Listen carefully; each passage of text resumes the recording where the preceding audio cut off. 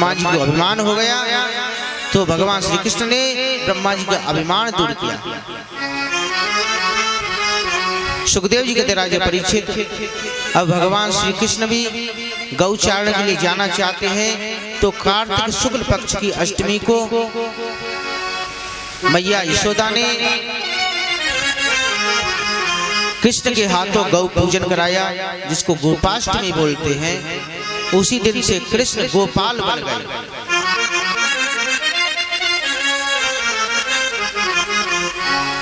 एक दिन सुखदेव जी वर्णन कर रहे हैं, एक दिन संध्या के समय कन्हैया गौचारण करके लौट रहे थे और जैसे ही लौट करके आए, रात्रि को विश्राम किया। आज मैया ने मोटा मोटा काजल कृष्ण की आंखों में लगाया, लेकिन आज कृष्ण को नींद नहीं आई और ना मैया को नींद आई। कृष्ण कहते हैं, बोले मेरा जन्म हुआ है ब्रजवासियों की रक्षा के लिए, ब्रजवासियों को कोई कष्ट न हो, इसलिए मेरा अवतार हुआ है। लेकिन मैं यहाँ क्या कर रहा हूँ, कभी माखन चोरी, कभी कुछ। श्री कृष्ण कहते हैं, मैं रक्षा नहीं कर पा रहा हूँ। यहाँ जो यमुना है, इस यमुना में एक बहुत बड़ा सर्प रहता है, कालिया नाग। उस कालिया नाग के विष का प्रभाव इतना है कि वो यमुना पूरी दूषित हो चुकी है। कोई गाय यदि गलती से भी पानी पी ले तो वो गाय मर जाती है। जैसे ही भोर हुई, कन्हैया ने समस्त ग्वाल वालों को इकट्ठा किया और कहा, बोले भैया आज गौचारण की छुट्टी है। ग्वाल बाल कहते, बोले कहा बात है? बोले आज तो हम खेलने चलेंगे। बोले कोई खेल भी खेलना जरूरी है?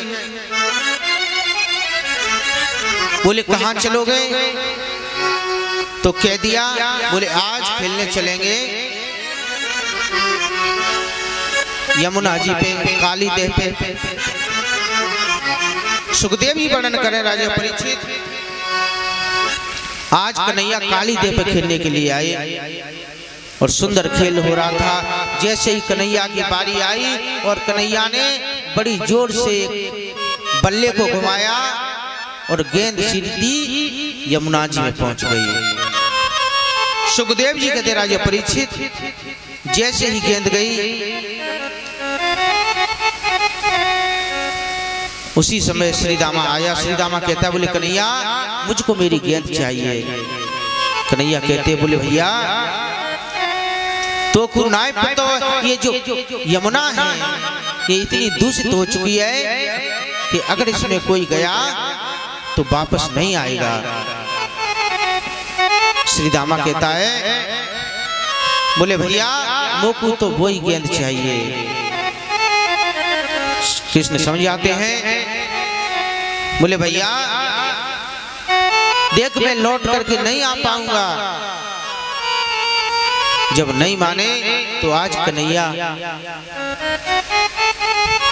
जैसे ही जा रहे हैं, सुखदेव जी वर्णन कर रहे हैं, आज जैसे ही कृष्ण ने उस यमुना जी में छलांग लगाई और जैसे ही छलांग लगाई तो कहते हैं सुखदेव जी राजा परीक्षित, माता यशोदा के हृदय में एक धक की आवाज हुई और जैसे मैया की आंख खुली, मैया के आंसू बंद नहीं हो रहे हैं। मैया कहती, मेरा कृष्ण कहाँ है? अरे मेरा कन्हैया कहाँ है? इधर इन गोपों ने देखा कि कृष्ण ने यमुना में छलांग लगाई है। ये समस्त ब्रजवासियों का रो रो करके बहुत बुरा हाल हो गया। जितने भी यमुना के किनारे जो सखाए वो सब बेहोश हो गए। मधुमंगल भागा भागा आया और मैया यशोदा से कहा, बोले मैया यशोदा तेरा कृष्ण यमुना में कूद गया। और जैसे ही इतनी बात मैया यशोदा के कानों में पड़ी, मैया धड़ाम से जमीन पर गिर गई। मैया रो रही है। नंद बाबा आए, नंद बाबा समझ आते हैं, आप चिंता न करें। स्थिति ये हो गई, जितने भी पशु हैं, पक्षी हैं, उन सबकी स्थिति ये हो गई, आबाल वृद्ध वनिता सर्वेंग पशुवृत्तयः, चाहे वो बूढ़े हो चाहे जवान हो, सभी बेहोश हो गए। सभी रोते रोते हुए यमुना जी के तट पर आए हैं और वहां देखा कि हाँ मेरा कृष्ण नहीं है, वहीं पर बेहोश हो गए। सुखदेव जी वर्णन कर रहे हैं राजा परीक्षित। उधर कन्हैया जैसे यमुना जी में गए तो नागपति ने उन्हें समझाया, बोले आप यहाँ से चले जाओ, अगर मेरे पति जाग गए तो आपको छोड़ेंगे नहीं। कन्हैया कहते हैं आज तो तेरे पति को ही सुधारने आया। बड़ी जोर से चरण का प्रहार कालिया नाग के ऊपर किया, कालिया नाग जग गया, भयंकर युद्ध होने लगा। सुखदेव जी कहते राजा परीक्षित युद्ध करते करते आज भगवान श्री कृष्ण कालिया नाग के फन पर नृत्य कर रही है। जैसे जैसे उनका चरण कालिया नाग के फन पर पड़ता है तो रक्त निकलने लगता है। कन्हैया बड़ा सुंदर नृत्य कर रहे हैं। तांडव गति मुंडन पर नाचत बनवारी, फम फम फनन ऊपर नाचत गिरधारी।